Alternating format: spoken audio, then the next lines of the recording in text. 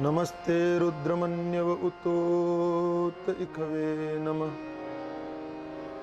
ओम शांति शांति शांति।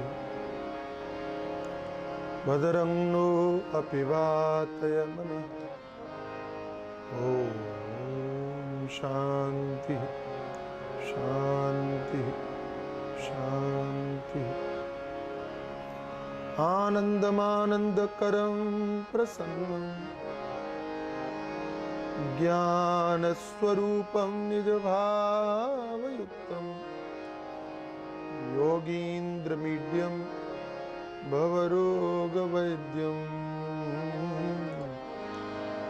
श्री सद्गुरु नित्यमहं नमामि। देवी प्रपन्नार्ति हरे प्रसीद प्रसीद मातर्जगतोऽखिलस्य। प्रसीद विश्वेश्वरि पाहि विश्वं त्वमीश्वरी देवी चराचरस्य। यं प्रव्रजन्तमनुपेतमपेतकृत्यं द्वैपायनो विरह कातर आजुहाव। पुत्रेति तन्मयतया तरवो विनेदु तं सर्वभूतहृदयं मुनिमानतोऽस्मि। सच्चिदानन्दरूपाय विश्वोत्पत्त्यादिहेतवे तापत्रयविनाशाय श्रीकृष्णाय नमः। तापत्रय विनाशाय श्रीकृष्णाय वयं नमः। राधे कृष्ण राधे कृष्ण राधे कृष्ण राधे कृष्ण राधे कृष्ण राधे कृष्ण राधे कृष्ण राधे कृष्ण राधे कृष्ण राधे कृष्ण राधे कृष्ण राधे कृष्ण राधे कृष्ण।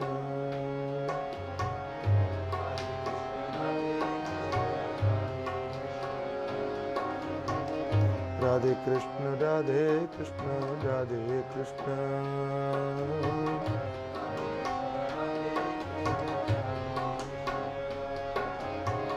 राधे कृष्ण राधे कृष्ण राधे कृष्ण।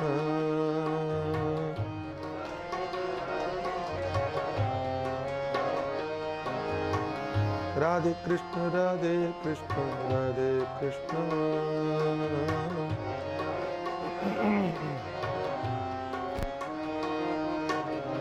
राधे कृष्ण राधे कृष्ण राधे कृष्ण।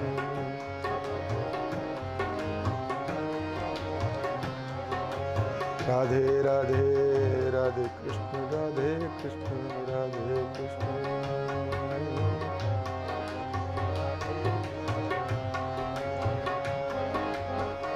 राधे कृष्ण राधे कृष्ण राधे कृष्ण।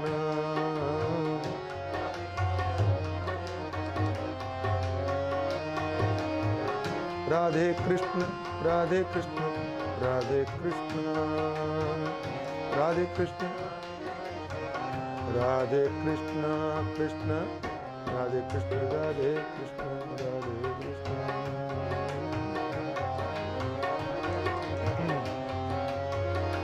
जय जय राधे कृष्ण राधे कृष्ण राधे कृष्ण राधे कृष्ण राधे राधे कृष्ण राधे राधे कृष्ण राधे कृष्ण राधे। श्री राधा कृष्ण भगवान की जय। सद्गुरुदेव भगवान की जय। सच्चिदानंद भगवान की जय। सनातन धर्म की जय। नमः पार्वती पतये हर हर महादेव।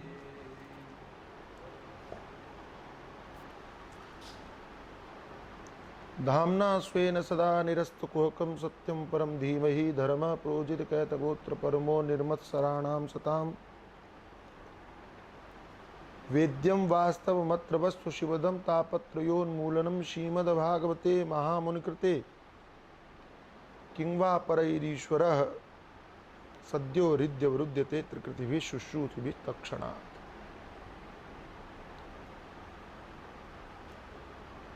कल आप श्रवण कर रहे थे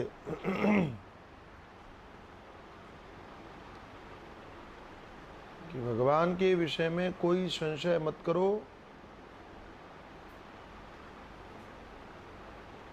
संशय मत रखो, संदेह हो तो प्रकट करो। शास्त्रों में उस संदेह की, शंका के समाधान की व्यवस्था है, लेकिन संशयवान होकर के जीवित रहना उचित नहीं, क्योंकि भगवान कहते हैं संशयात्मा विनश्यति। संशय में जीने वालों का विनाश हो जाता है। इसलिए कोई बात समझ में नहीं आती है तो गुरुजनों से पूछो। इसलिए गुरु की आवश्यकता है, इसलिए गुरु की जरूरत है, इसलिए गुरु की महिमा है, इसलिए गुरु का उल्लेख है। इसको कम करो। इसलिए उल्लेख है गुरु का।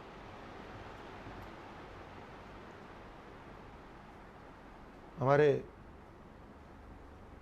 पूज्य श्री स्वामी अखंडानंद जी महाराज, उनसे किसी ने पूछा कि गुरु की क्या जरूरत है, क्या बिना गुरु के कल्याण नहीं हो सकता? तो पूज्य महाराज जी तो उत्तर देने में बहुत कुशल थे। जैसे ही पूछा तुरंत कहा इसलिए गुरु की जरूरत है। ये जो पूछ रहे हो ना, ये पूछने की भी क्या जरूरत है? तो कोई संशय, कोई संदेह मन में है, उसका समाधान करने के लिए ही तो गुरु है। उस शास्त्रों के माध्यम से समाधान देगा वो।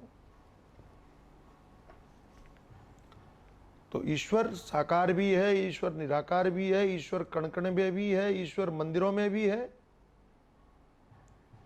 मंदिरों में भी, मूर्तियों में भी है। हमारे गुरु जी के पास में कोई गया तो कहने लगा, महाराज हमने तो सुना है तुम ही रहते हो फूलों में, तुम ही रहते हो पत्थर में, भला भगवान को भगवान पर कैसे चढ़ाऊं मैं? ऐसा कहा। आर्य समाजी लोग प्रायः ये व्यंग्य करते हैं कि पत्थर में भी तुम हो, तुम ही रहते हो फूलों में, तुम ही रहते हो मूरत में, तो भला भगवान को भगवान पर कैसे चढ़ाऊं मैं? हमारे गुरुजी भी जैसे कुछ ऐसा जवाब देते हैं। तो उन्होंने कहा कि वो परमात्मा खाली फूल और मूरत में ही है कि सब जगह है? बोले सब जगह। तो कहा तो तब ये क्यों नहीं आता भोजन करते समय कि तुम ही रहते हो रोटी में, तुम ही रहते हो दांतों में, भला भगवान को भगवान से कैसे चबाऊं मैं? अगर कोई नियम आप लागू कर रहे हो तो उसको सब जगह लागू करो ना। केवल फूल और मूरत में क्यों कर रहे हो? भोजन भी करना छोड़ दो, दांतों में भी भगवान, उसमें भी भगवान। इसीलिए निवेदन करता हूं, ये मूर्खता है। भगवान के दोनों स्वरूपों को समझो।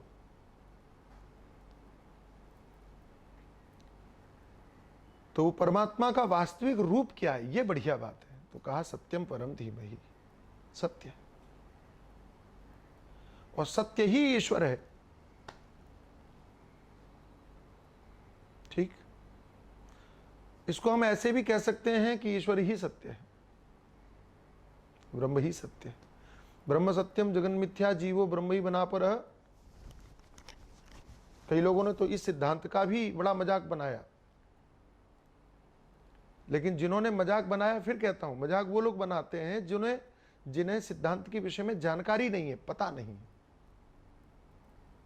मालूम नहीं। तो मूलतः सिद्धांत क्या है वो समझो। जगन मिथ्या कहने का अर्थ ये नहीं है कि जगत का व्यवहार छोड़ दो, और मिथ्या का अर्थ क्या है वो पहले समझो। मिथ्या का अर्थ झूठा नहीं है, झूठा शब्द में, मिथ्या शब्द में अंतर है। मिथ्या शब्द का अर्थ है दिखता है लेकिन है नहीं, और असत शब्द का अर्थ है कि जो है ही नहीं। जैसे खरगोश के सींग होते नहीं है, वो झूठ है। लेकिन सीपी में चांदी मिथ्या है, दिखी लेकिन है नहीं। जैसे ही निकट गए तो पता चला कुछ नहीं। तो संसार ऐसा ही है। प्रवाह रूप से वेदांत ने इसको सत्य भी माना है, लेकिन संसार को सत्य मान नहीं सकते आप। क्यों नहीं मान सकते भैया? इसलिए नहीं मान सकते क्योंकि सत्य की परिभाषा के अंतर्गत ये ठहरता नहीं। सत्य किसे कहते हैं ये पता करो पहले। तो सत्य की परिभाषा है त्रिकालाबाधत्वम सत्यत्वम। संसार में, दुनिया में ऐसी कोई परिभाषा मिलेगी नहीं सत्य की। सत्य किसे कहते हैं? तीनों कालों में जो बाधित न हो, नष्ट न हो। पहले भी था, आज भी है, कल भी रहेगा। यह सत्य की परिभाषा है। अब आप जिसको सत्य समझते हो उसको कसौटी पर कस के देख लो। यह कसौटी है सत्य की। और फिर याद दिलाऊं, लक्षण प्रमाणाभ्याम वस्तु सिद्धि न तो प्रतिज्ञा मात्रेण। केवल आपके कहने से कोई बात नहीं मानी जाएगी। जो आप कह रहे हो उसको प्रमाणित करना होगा। लक्षण प्रमाणाभ्याम। तो प्रमाणित कैसे करें? परीक्षण कर लो, क्योंकि परीक्षण करने के लिए शास्त्री कहते हैं। तो ये जो कपड़ा है, ये सत्य की कसौटी पर इसको कसो। अब तो सत्य की परिभाषा क्या है? जो पहले भी था, आज भी है, कल भी रहेगा। तो 10 साल पहले ये कपड़ा था, बोले नहीं। 50 साल बाद ये कपड़ा रहेगा, नहीं, सत्य नहीं है। सीधी सी बात। मूलतः हम बहस और विवाद तब करते हैं जब परिभाषाओं को समझते नहीं है, जानते नहीं है। और जिस दिन ये समझ में आ जाएगा, जब भागवत का जो मूल भागवत, चतुश्लोकी भागवत जिसे बोलते हैं, उसमें प्रसंग आएगा तब आपको बताऊंगा। संसार अनिर्वचनीय है। अनिर्वचनीय का अर्थ क्या है? बात दिमाग में बैठ जाएगी। लेकिन परमात्मा पहले भी था, आज भी है, कल भी रहेगा। संसार की कोई भी वस्तु ऐसी नहीं है। किसी ने, एक सज्जन बोले, महाराज हजारों वर्षों से सोना जमीन में पड़ा रहता है, वो मिल जाता है। वो तो है, मानना पड़ेगा। अरे मेरे भाई, सोने को घिसेगा कि नहीं? खत्म होगा कि नहीं? अच्छा ठीक है, चलो इसको और थोड़ा बढ़िया क्लियर करते हैं। क्या? कि तीनों कालों में जो रहे, तीनों अवस्थाओं में जो रहे। अब ठीक, पहले भी था, आज भी है, कल भी रहेगा। ये तीनों अवस्थाओं में। तीनों अवस्थाएं कौन कौन? जागृत, स्वप्न, सुषुप्ति। जब हम जाग रहे हैं तब भी उसकी स्थिति हो, सपने में भी स्थिति हो, गहरी नींद में सो रहे हो तो भी स्थिति हो, सुषुप्ति अवस्था। ये तीन अवस्थाओं का निरूपण भी हमारे शास्त्रों ने पहले किया। विज्ञान को सुषुप्ति का बोध है कि नहीं मुझे नहीं मालूम। वो केवल नींद जानते हैं, बस। आदमी सो गया, बस इतना ही है। अब वो सपने में है कि निद्रा में है, ये उनको नहीं पता है। हमारे यहाँ इसका भी वैज्ञानिक विश्लेषण है पूरी तरह से, कि जागृत में कौन रहता है, कि सपने में कौन रहता है, कि सुषुप्ति में कौन रहता है। सुषुप्ति में कोई नहीं, सब सो जाते हैं। सपने में मन रहता है, जागृत है, मनोमय संसार है पूरा वहां। अद्भुत है। आप विश्लेषण करो, विचार करो कि जिस सोने की बात आप कर रहे हो वो सोना सपने में है क्या? नहीं है, वो नहीं है जो आपने देखा था। वहां तो अलग निर्माण हुआ, कोई संबंध नहीं है, कोई घर नहीं है, कोई संसार नहीं है। और सुषुप्ति में तो कोई भी नहीं है। तो आप कहोगे सुषुप्ति में तो परमात्मा भी नहीं है, ईश्वर भी नहीं है, कि सत्य भी नहीं है? बोले वो है, आत्म रूप से वो स्थित है। इसलिए जब जागते हो आप तब कहते हो कि मैं बड़ी गहरी नींद में सोया लेकिन बड़ा आनंद आया। किसे आया? जब कोई था ही नहीं तो तुम्हें पता कैसे चला आनंद आया? इसीलिए कहता हूं कि परंपरागत तरीके से आपको सारी चीजों को समझना होगा। और मैं बहुत ज्यादा विस्तार कर रहा हूं, इतना विस्तार करूंगा तो ये 10 साल में भी पूरा नहीं होगा भागवत। इसलिए इतना ही आप समझिए, सत्यम परम धीमहि, उस परमात्मा, सत्य रूप परमात्मा का हम ध्यान करते हैं। धर्म प्रोजित कहते वोत्र परमो निर्मत्सराणाम सताम वेद्यम वास्त्र शिवदम तापत्रोन्मूलनम। एक चीज याद आ गई, वो और सुना दूं कि परमात्मा ने संसार बनाया, इस संसार का निर्माता वही। तो मुझे विनोद याद आया संतों का कि अकबर बादशाह ने एक बार घोषणा की, या अकबर ने घोषणा की कि खुदा की खुदाई क्या है, खुदा की खुदाई। बड़े बड़े विद्वान कुछ बता नहीं पाए, जानकार नहीं बता पाए। जैसे ने ढिंडोरा पिटवा दिए, जिसको मालूम हो वो बताए। एक किसान ने कहा हमको मालूम, तो बताओ, चलो बादशाह के दरबार में। बोले मैं नहीं जाऊं, बादशाह को जानना तो हमारे पास आए। तो कहते हैं अकबर गया किसान के पास में, बोले बताओ तुमको खुदा की खुदाई मालूम? बोले हाँ मालूम। बताओ? बोले चलो हमारे साथ। गंगा जी के किनारे ले गया, गंगा जी की तरफ हाथ करके बोला ये है खुदा की खुदाई। तो अकबर ने कहा कि कैसे? तो किसान तो था ही किसान। बोले अगर ये खुदा की खुदाई नहीं है तो तेरे बाप ने खुदाई। वो खुदाई का मतलब कुछ और समझ रहा था, लेकिन बात सटीक बैठी। गंगा को किसने बनाया? ईश्वर ने बनाया। सारा संसार परमात्मा ने बनाया। धर्म प्रोजित कहते वो परमो निर्मत्सराण। अब उद्देश्य बताते हैं कि श्रीमद् भागवत जो कहने जा रहे हैं इसमें है क्या, वस्तु निर्देशन कर रहे हैं। तो परम धर्म का निरूपण किया। बोले इस ग्रंथ में हम परम धर्म का निरूपण करने वाले हैं। परम धर्म क्या है? मोक्ष की प्राप्ति ही परम धर्म है। धर्मार्थ काम मोक्षाख्येषु चतुर्विध पुरुषार्थेषु मोक्ष एव परम पुरुषार्थ। जीव के लिए 4 पुरुषार्थ हैं। धर्म है, अर्थ है, काम है, और अंत में क्या है? मोक्ष है। तो 3 तो पुरुषार्थ है, लेकिन परम पुरुषार्थ क्या है? मोक्ष, वही परम धर्म। महात्म्य में भी परम धर्म की बात कही। धर्मम वचस्व सततम त्यजलोक धर्मान सेव सुसाद पुरुषान जय काम तृष्णा। परम धर्म का चिंतन करो, परम धर्म का सेवन करो, लौकिक धर्मों को छोड़ दो। यहां पर भी परम धर्म की बात करते हैं, आगे भी परम धर्म की बात करेंगे, जगह जगह पे परम धर्म की बात करेंगे। आप यहां क्यों आए हो ये आपको पता चलना चाहिए, मालूम पड़ना चाहिए। आप छोटे से शहर से किसी बड़े शहर में जाते हो, दिल्ली जाते हो, मुंबई जाते हो, कलकत्ता जाते हो, चेन्नई जाते हो, बेंगलुरु जाते हो, हैदराबाद जाते हो, तो आपको पता होता है आप क्यों आए। आप सोते नहीं रहते, वहां मेहनत करते हो, परिश्रम करते हो, है ना? क्योंकि आपको स्मरण रहता है घर बार छोड़ के हम यहां आए हैं, क्यों आए हैं, सतत सक्रिय रहते हो। लेकिन कितनी विलक्षण और विचित्र बात है कि गांव से शहर में गए तो आपको याद रहता है कि हम यहां क्यों आए। इतनी बड़ी दुनिया में आप आए, आपको पता ही नहीं कि आप क्यों आए। ये तो आप मानते हो कि यहां आए हो, आपका जन्म हुआ, यहां आगमन हुआ, क्यों पता ही नहीं। एक जर्मन दार्शनिक हुए, मेरी थोड़ी बीमारी है नाम भूलने की, बड़े प्रसिद्ध दार्शनिक हुए।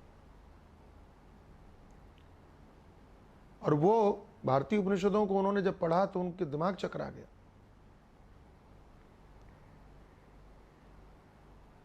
बार बार यही सोचते रहते, मैं क्यों आया, कहां से आया, मैं हूं कौन। और सोचते सोचते सोचते सोचते घंटों कहां खड़े हैं पता ही नहीं रहता, होश ही नहीं रहता।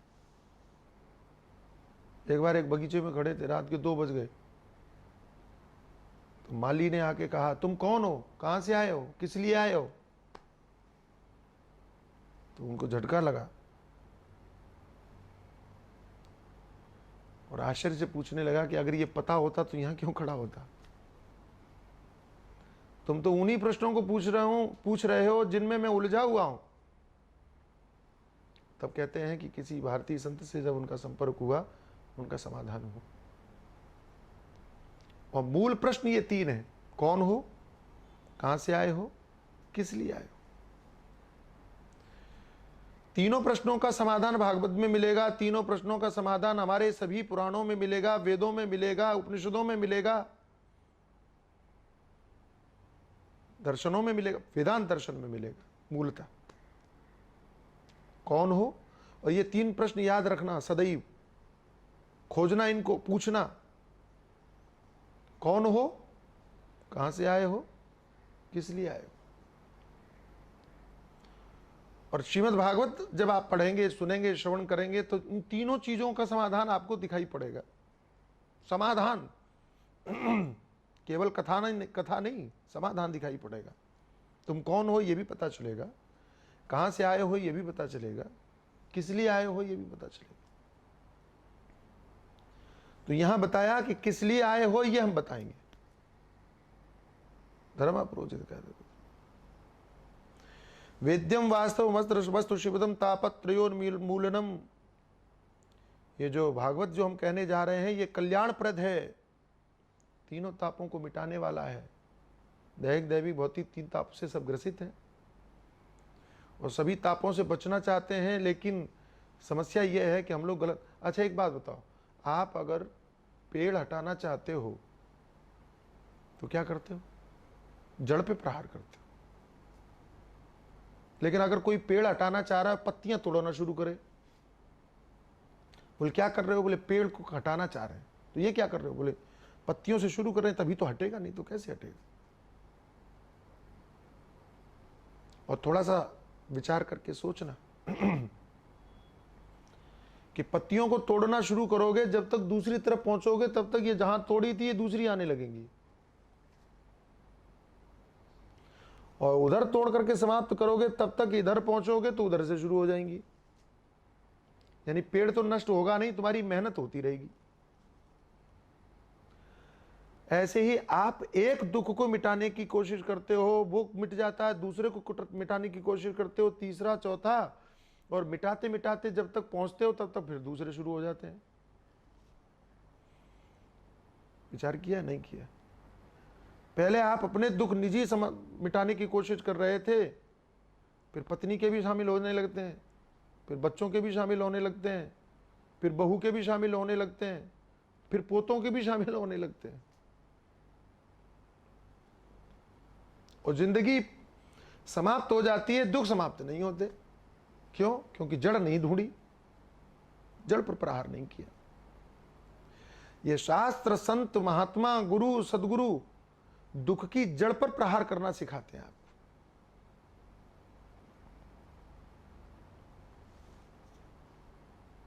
तापत्रयोन्मूलनम, उन्मूलनम, जड़ से मिट जाते हैं तीनों ताप, जड़ से। ध्यान रखना आप। तो आप कहोगे कि भागवत सुनने वाले को कोई दुख नहीं रहता। मैं इसमें सुधार करता हूं, भागवत समझने वाले को दुख नहीं रहता। सुनने वाले को पुण्य मिलता है, समझने वाले के दुख मिटते हैं। सुनने का भी लाभ है, समझने का ज्यादा लाभ है, और समझने से भी ज्यादा करने वाले को, जो समझ गया उसने अपने जीवन में उतार लिया। तो भोजन की बात सुनने से पेट भरता है? नहीं, जानकारी बढ़ेगी। तो पेट कैसे भरेगा? भोजन करने से। अच्छा, भोजन की बात सुनने से जानकारी बढ़ेगी, समझने से आपको करना आ जाएगा, कर लोगे, भूख मिट जाएगी। इसी को हमारे यहां कहते हैं श्रवण मनन निधिध्यासन। सुनो, मनन करो, जीवन में लाओ, निधिध्यासन करो, प्रयोग करो। श्रीमद् भागवते महामृकृते, अब संक्षिप्त ही कर रहा हूं क्योंकि आगे भी सुनाना है। श्रीमद् भागवते महामृकृते किंग वा परईश्वर, इस भागवत जिसकी रचना महामुनि भगवान वेदव्यास जी ने किया, इसकी महिमा आपको कहां तक कहें। क्यों? सद्यो हृदय वृद्धि तेत्र कृतिभि शुश्रूषिभिः तत्क्षणात्,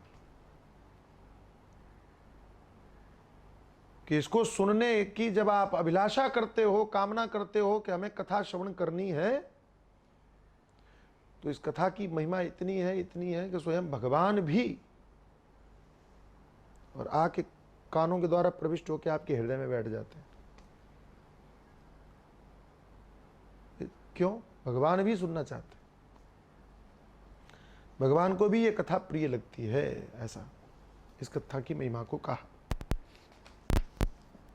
अर्थात कथा इतनी बड़ी है, इतनी महान है कि ये सुनने का अवसर मिले तो उसको छोड़ो मत। ये दिखाया कि भगवान भी आ जाते हैं, इससे बड़ी बात क्या होगी। तो मैं यहीं मुंबई में कथा कर रहा था, प्रेमपुरी में, माता जी से कहा हमने, कथा सुनने आओ। तो कहने लगी आपके कथा का जो समय है वो हमारे भगवान की पूजा आरती का समय है, इसलिए नहीं आ पाऊंगी। तो हमने कहा कि पहले तो उनसे कहा, हमने कहा कि माता जी भगवान को भी कह दो कथा सुनने चल रहे हैं, चलो पधारो आप, भगवान को भी साथ में ले आया करो।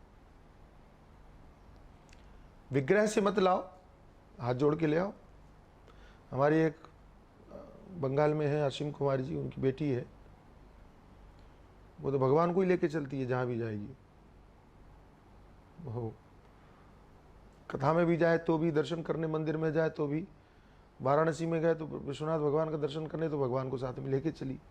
पुलिस वालों ने नहीं जाने दिया, बड़ा दुख हुआ उसको। खैर, तो भले ही साथ में लेके न जाओ, लेकिन निवेदन कर दो कथा सुनने चल रहे हैं, चलो, भगवान तो दौड़ के आएंगे।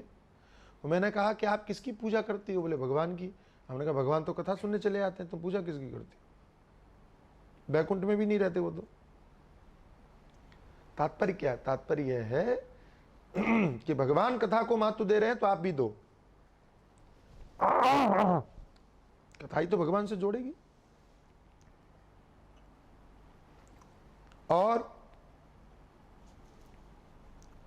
निगम कल्पतरोर गलितम फलम शुक मुखा दमृत द्रव संयुतम पिबत भागवतम रसमालयम मुहुरहो रसिका भुवि भावुका।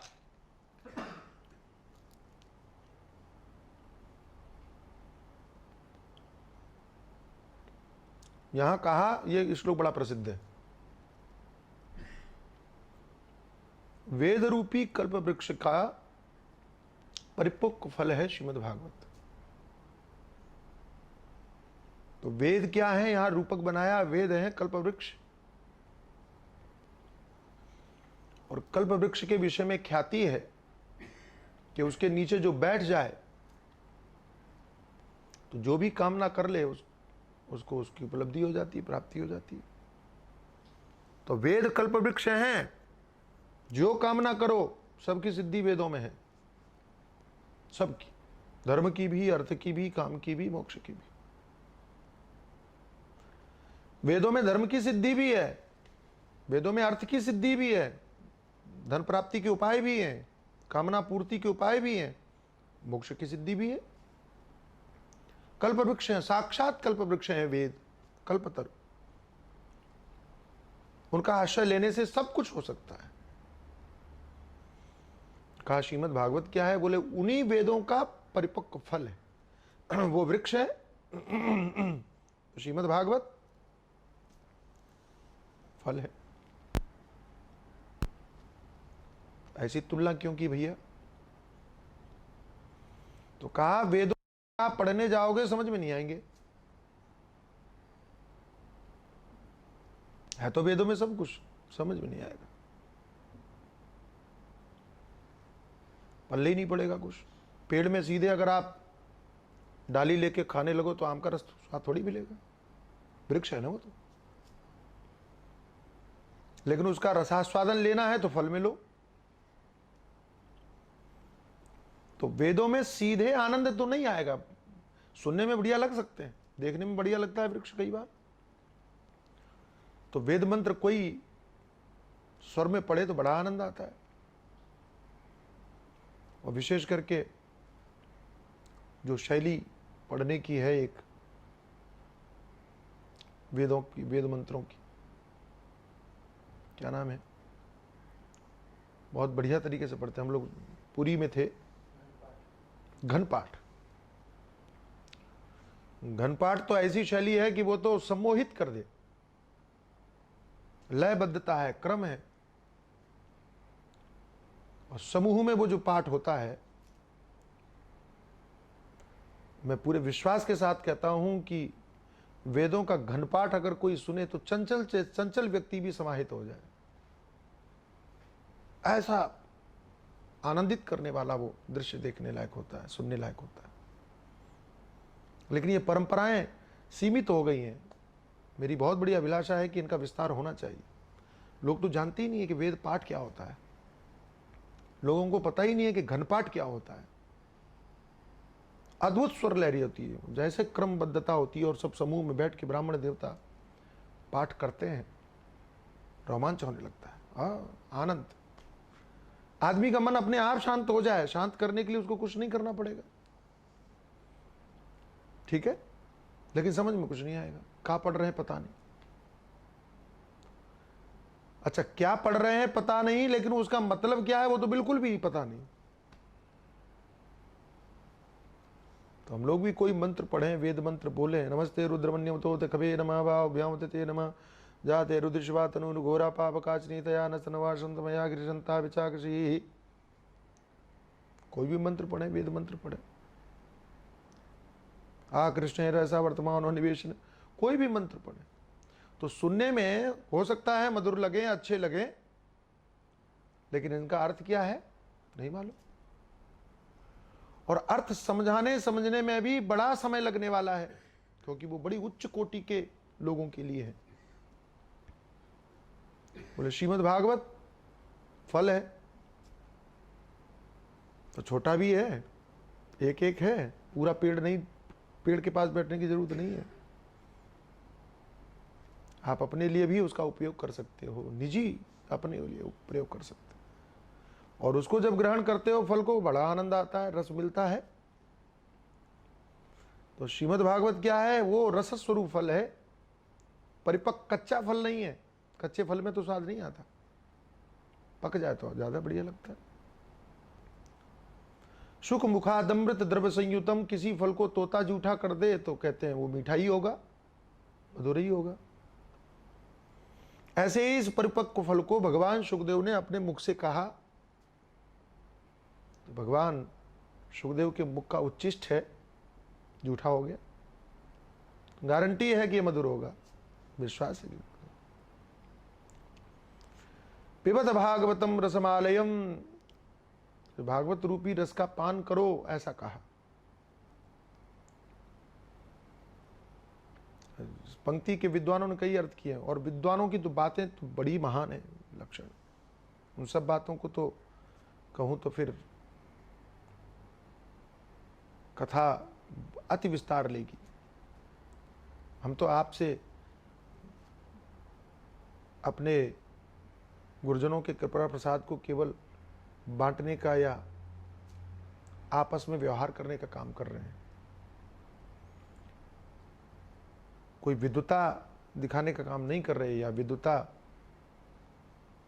पढ़ाने का काम नहीं कर रहे, विद्वता प्रदर्शित करने का काम नहीं कर रहे। पिबत भागवतम रसमालयम, पिबत भागवतम रसम आलयम, एक अर्थ ये किया है, पिबत भागवतम रसमालयम, रसस्वरूपी भागवत का पान करो, क्योंकि ये फल बड़ा विलक्षण है, इसमें गुठली नहीं है, छिलका नहीं है, रस ही रस है, पान पी जाओ। हमारे गुरुजी बड़ी बढ़िया बात कहते हैं, पान करो कहा, द्रव्य युक्त कहा, रसीला कहा, क्यों? तो कहा देखो दवाई अगर खाओ ना तो थोड़ा देर में असर करती है, गोली खाओ तो, और आदमी को जल्दी ज़रूरत हो, इमरजेंसी हो, तो उसको इंजेक्शन लगाया जाता है, बॉटल चढ़ाई जाती है ताकि जल्दी असर पड़ जाए, द्रव दिया जाता है अंदर सीधे नाड़ी में, नस में, तो जल्दी असर होगा। तो चूंकि परीक्षित को तो भैया इमरजेंसी थी ना, 7 दिन में मरने वाले हैं, तो उनको गोली देते तो टाइम लगता है, इसलिए इंजेक्शन दिया भगवान सुखदेव, रस प्रदान किया। रसरूपी भागवत का पान करो, अर्थ किया दूसरा भी विद्वानों ने, पिबत भागवतम रसम आलयम आलयम लय पर्यंतम निद्रा पर्यंतम। श्रीमद् भागवत रूपी रस का पान करो। कब तक पान करें? जब तक नींद ना आ जाए तब तक पियो। तो नींद भी आ जाए तो भी छोड़ो मत, तब तक पीते रहो। कई लोग कहते हैं कथा में नींद आती है, इसलिए लोगों ने संगीत का भी विधान किया कि अगर नींद आने लगे तो थोड़ा भजन वजन गा लो, निद्रा दूर हो जाए, फिर कथा सुनो। तो संगीत आदि का प्रयोग, भजन आदि का प्रयोग कथा में निद्रा भगाने की दृष्टि से या भगवान से जुड़ने की दृष्टि से किया जाए, सर्वोत्तम है, उत्तम है। परमात्मा से जोड़ने की हर चीज उत्तम है, हम तो स्वागत करते हैं, शास्त्र भी स्वागत करते हैं, महापुरुष भी स्वागत करते हैं। बस वही ना हो, इतना सावधानी आप रखने की आवश्यकता है। तो निद्रा दूर करने के लिए संगीत का सहारा लिया जाए, निद्रा दूर करने के लिए संकीर्तन का सहारा लिया जाए। एक बात हम तो कहते हैं कि मैं प्रायः देखता हूं कथाओं में सोते हुए लोग मिलते नहीं जल्दी, मुझे तो नहीं दिखते। अब कोई घोरी कलयुगी हो तो नहीं कह सकता, नहीं तो मैंने जहां जहां कथाएं की हैं मैंने प्रायः किसी को सोते हुए नहीं देखा। बनारस में एक बार मैं कथा कर रहा था तो वहां एक बहू ने हमसे कहा, स्वामी जी हमारे ससुर जी कथा सुनने नहीं आते हैं, आप उनको कहिए कि वे कथा सुनने आए। तो मैंने कह दिया कि भाई देखो बहू आती है, सब आते हैं, आपको भी आना चाहिए। कहते महाराज नींद बहुत आती है हमको, कथा में बैठती नींद आती। तो हमने कहा तब तो जरूर आना चाहिए। तो कहने लगे क्यों? मैंने कहा नींद आती है तो इसका मतलब है आपका मन शांत हो जाता है, शांत मन में कथा का असर जल्दी पड़ेगा, इसलिए जरूर आओ, क्योंकि संसार के कोई विचार नहीं है, आप आओ जरूर। तो मेरे कहने से वो अगले दिन आ गए, मैंने उनको सामने ही बिठाया, पूरी कथा सुनाई 4 घंटे। तब तो कथा ज़्यादा करता था, 4-5 घंटे कथा। अब तो सुनने वाले ही कहते हैं कि 3 ही घंटा में निपटा दो, हम तो कथा अभी भी ज़्यादा करने की इच्छा रखते हैं। मैं तो 6-6 घंटा कथा करता था, लेकिन अब सुनने लोगों का हौसला नहीं है, क्या करें। तो हमको भी बदलना पड़ा, संक्षिप्तीकरण करना पड़ा। तो 4-5 घंटा कथा हुई, वो सामने बैठे थे, पूरी कथा हो गई। मैंने उनसे पूछा कि आज नींद आई? बोले बिल्कुल नहीं आई। जो कहते थे कि बैठते ही नींद आती है, पूरी कथा सुनी, एक बार भी नींद नहीं आई। तो मैंने कहा कल तो आओगे फिर? कहते क्या फायदा आने का? मैंने कहा क्यों? बोले जब नींद ही नहीं आए तो आके क्या करेंगे? तो आदमी जो है बचने का बहाना ढूंढता है सिर्फ, या यूं कहिए कि उसके पाप उसको बचाने का बहाना ढूंढते हैं। पिबत भागवतम रसम आलयम आलयम लय पर्यंतम मृत्यु पर्यंतम, क्योंकि नींद से तो जागोगे, फिर दुनियादारी करोगे, तो जब तक मर न जाओ तब तक कथा सुनो। एक सज्जन बोले महाराज वही कथा, वही भगवान कृष्ण, वही नंद यशोदा, वही देवकी वसुदेव, वही कंस, क्या अंतर है? बार बार वही सुनना, बार बार वही सुनना। एक बार सुन ली हो गया। तो मैंने कहा वही रोटी, वही दाल, वही सब्जी, एक बार खा लिया हो गया। और बरसों से खाते चले आ रहे हो, तुम्हारा मन नहीं उबता क्या? कह नहीं महाराज वो रोज बनता है तो कुछ कुछ नया हो जाता है। हमने कहा जब कथा होती है तब भी उसमें नया हो जाता है। कथा सदैव नवीन है। आप जितनी बार सुनोगे उतनी बार उसमें नवीनता दिखाई पड़ेगी। भगवान का स्वरूप ही नित्य नवीन है, भगवान की लीला नित्य नवीन है। कथा में कभी ये होता ही नहीं कि वो पुराना हो गया है, अब वो बोर करेगा, सवाल ही पैदा नहीं। हजारों वर्षों से ये कथा होती आ रही है, आज भी सुनते हैं तो ऐसा लगता है अरे कल ही तो हुई थी, कल ही हुई थी, मतलब पुरानी नहीं लगती है, नई लगती है और सदा आनंद देने का काम करती है। बार बार सुनो, मुहुरहु रसिका विभावु का, बार बार सुनो। और जिन्होंने इस कथा को सुनकर के तृप्ति का अनुभव कर लिया, गोस्वामी जी लिखते हैं, रस विशेष जाना तिन नाही, उन्होंने उसके रस को समझा नहीं। गुलाब जामुन जिसने खा लिया एक बार, रसगुल्ला खा लिया, तो वो रोज खाना चाहेगा, बार बार खाना चाहेगा मौका मिलते ही, क्योंकि रस लग गया। ऐसी कथा का रस जिसे लग गया, अध्यात्म का रस जिसे लग गया, उसे आनंद बहुत आने वाला है। इसलिए बार बार सुनिए। आगे कथा को गति देंगे। कल थोड़ी सी अच्छी सी बातें बहुत बहुत समझने की हैं, उनकी थोड़ी चर्चा करेंगे, फिर कथा को गति देने का काम करेंगे। सद्गुरुदेव भगवान की जय।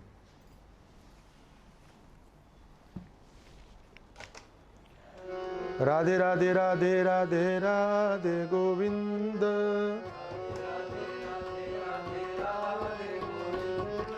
राधे राधे राधे राधे राधे गोविंद,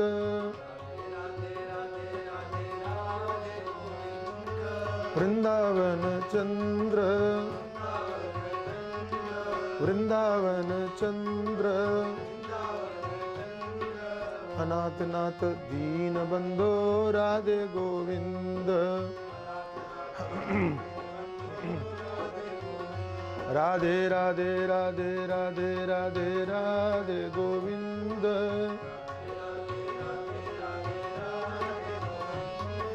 वृंदावन चंद्र, हे राधे राधे गोविंद, अनाथ नाथ दीन बंधो राधे गोविंद,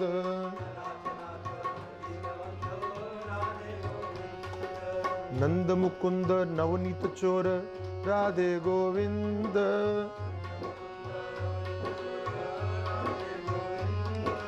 नंद मुकुंद नवनीत चोर राधे गोविंद,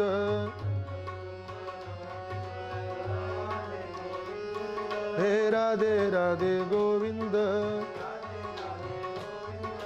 राधे राधे गोविंद,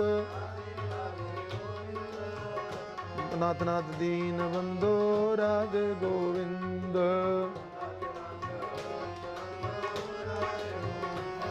गोविंद राधे माधवा गोपाल राधे केशवा,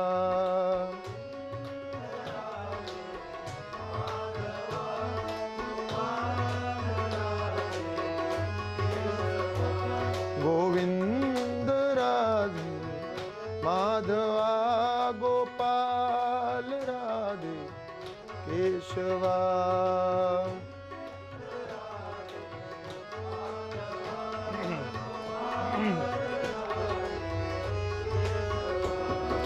राधिका मनोहरा मदन गोपाला दीन वत्सला श्री राज गोपाला गोपाला,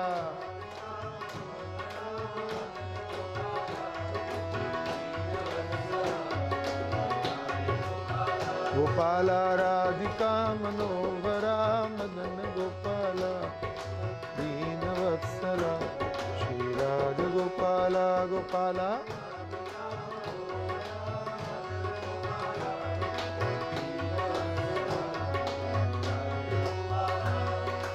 गोविंद गोविंद गोपाल रे भज मन राधे गोविंद,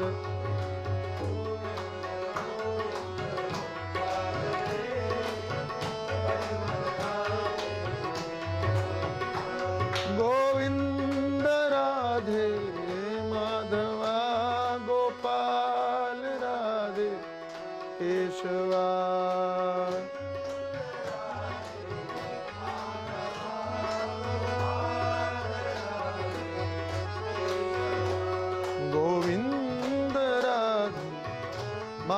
माधवा गोपाल राधे केशवा।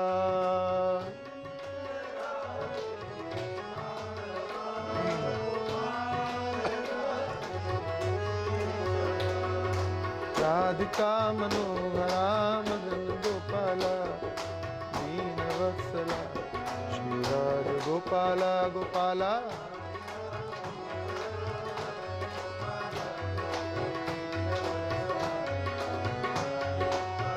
गोपाला राधिका मनोहरा मदन गोपाला दीन वत्सला श्री राज गोपाला गोपाला।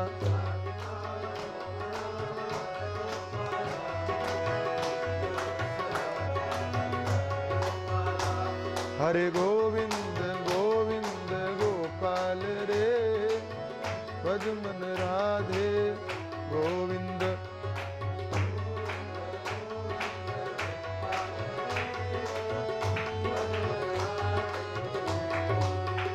गोविंद गोविंद गोविंद गोपाल रे भज मन राधे गोविंद गोविंद गोविंद।